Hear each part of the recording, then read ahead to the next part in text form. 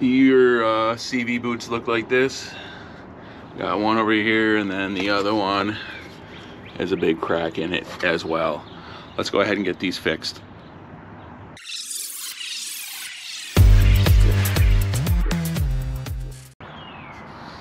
All right, from what I'm looking at, there's kind of two different ways to fix this. You can just replace the boot. So there's a boot down there and a boot right there.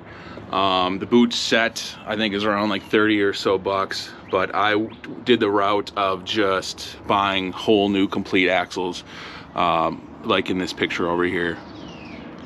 So I did that because it's actually easier to just replace the whole axle. To replace the boots, you have to kind of take the axle apart and then re-grease them. So it's actually more work to just do the boots. I think I paid like $100 for the set, so it's not too much more to replace it. And also the front end kind of makes a little noise when I'm driving, so I'm hopefully that will fix the issue. So it's a Honda Rancher 350 2003.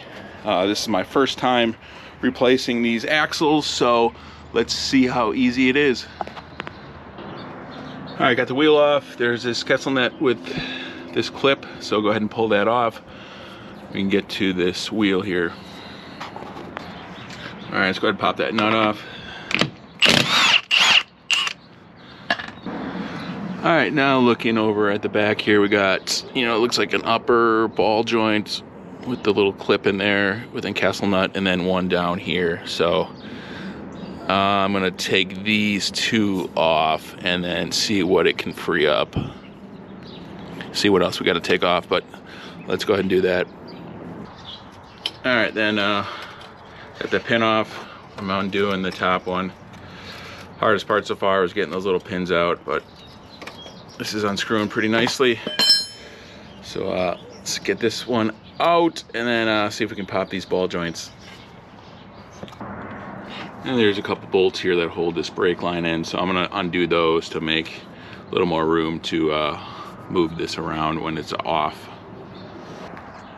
All right, I was kind of just testing how to get this separated. So this was on there like that. I just put a piece of wood right here and then pounded it with a hammer, and it popped off. It's propped up right here. I also did remove the shock just to give me a little more, so it's easier to move around this A-arm setup here. So I'm gonna probably kind of try to whack off the top a little bit, see how that works. All right, I got the top ball joint off. What I did was, had the shock off, I held it up, and then I just hit it with a hammer right there. So upward and then downward pounding, and I got it off a few whacks. So let's see what we gotta do next. All right, so this end will pull. This end will pull right out of the hub here. Just pull around. I didn't disconnect the brakes or anything, because I don't know if we need to. I didn't disconnect the steering arm either. So now I think we just got to yank this straight out, and it should come out hopefully to a little kind of easy. All right, a few yanks and she came right out, so that was really easy. I don't have the new part yet. It's coming in a couple days, so once that is done, hopefully we can just put it right back in and reassemble everything. But I'm gonna work on the other side. Hopefully it goes as easy as this. All right, good news. It's the next day. The parts came in, so looks like they match up quite well. They're aftermarket ones, like I said before. I think it was like $100 for the pair. So let's go ahead and get these babies installed. So there's a snap ring on there, so it should just snap right in there. We'll push it in and then basically just reassemble everything. Let's see how that goes.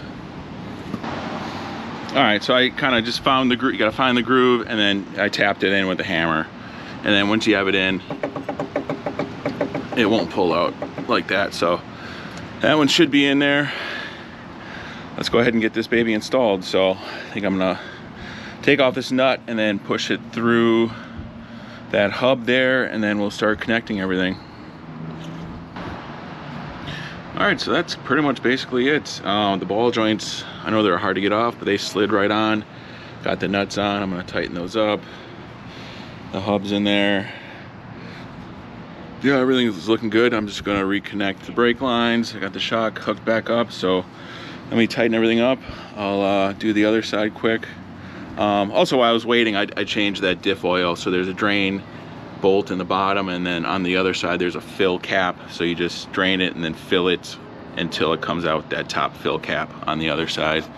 I don't know if you can see it, but it's over there. So let's get this buttoned up and maybe take her for a ride, see how she works. All right, she's fired up. Axle 1, axle 2. Let's see how well she drives here. Still gotta do my seat, so never mind that.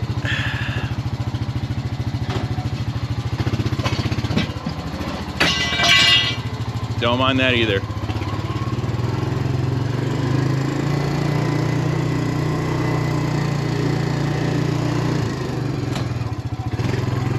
All right.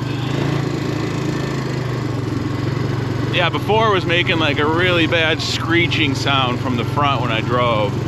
I'm not hearing it at all. Oh God, we got a lot of baseballs. Don't mind the balls, it's baseball season around here.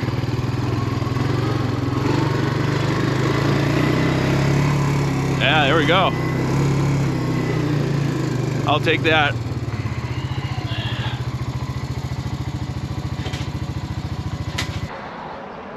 All right, my battery kind of died when I was coming in, but just saying that it's not that hard of a job. It's you're not as easy as cleaning out your carbs, which is pretty basic, but it's not as hard as doing like a top end. So I'd say it's like a middle of the line for difficulty.